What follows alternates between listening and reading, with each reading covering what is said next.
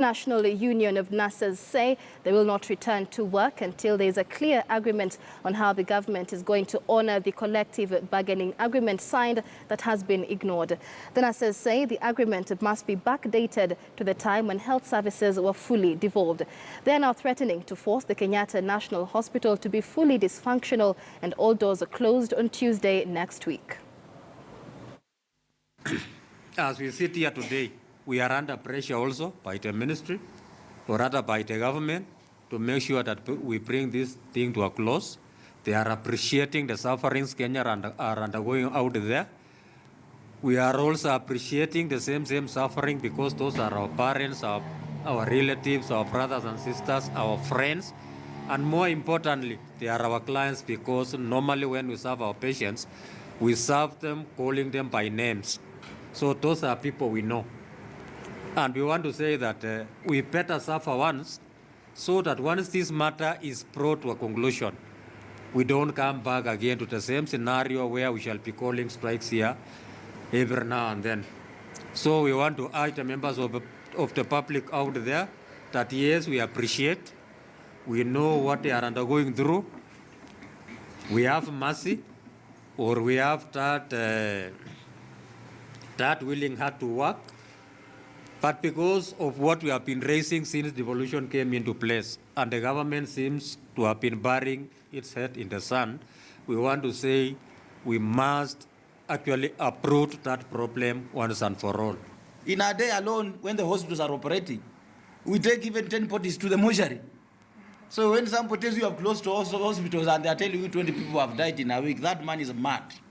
There is something seriously wrong in his head. Those are not the correct figures. They are cheating you. Let the government come out clearly and tell the public the actual impact of the strike on the Kenyan people. If a working hospital, we take to the mortuary even 5 bodies in a day. Kenyatta takes to the mortuary sometimes even 20 bodies in a day. And you are telling the world that in 5 days we only have 20 people who have died. Hata kama unataka kudanganya wajinga, tutumie mbinu nyingine, hiyo ni uongo hiyo. So the Kenya National Union of Nurses has had meetings with both national and county government, and it wants to release an official statement on the position of the ongoing negotiation. We say following the ongoing negotiation between the Kenya National Union of Nurses, the national government and the county governments, which has been headed by the CS for Health, Dr. Cleopa Mailu, and the governor, the chair of the Council of Governors, Honorable Munya. We want to say the strike for nurses commenced on 5th December 2016, and we wish to make the following communication in line to where we have reached in terms of trying to resolve this dispute. Number one, that the strike is still on as commenced on 5th December 2016. Nothing has changed.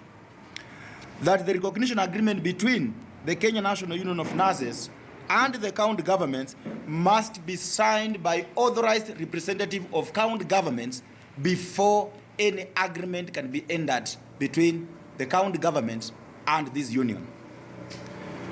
That the Kenya National Union of Nurses will keenly follow the other offers that may be given to any public servant as the proceeds will form part of our harmonized collective bargaining agreement. I want to be very clear on this point, that while the Kenya National Union of Nurses is moving closer to having an agreement to send our workers back to work, we are saying we are watching keenly that if the government will give any offer to any public servant that is going to be higher than what it has given to nurses in terms of basic salary, that offer that will be given to any public servants will and must apply on nurses.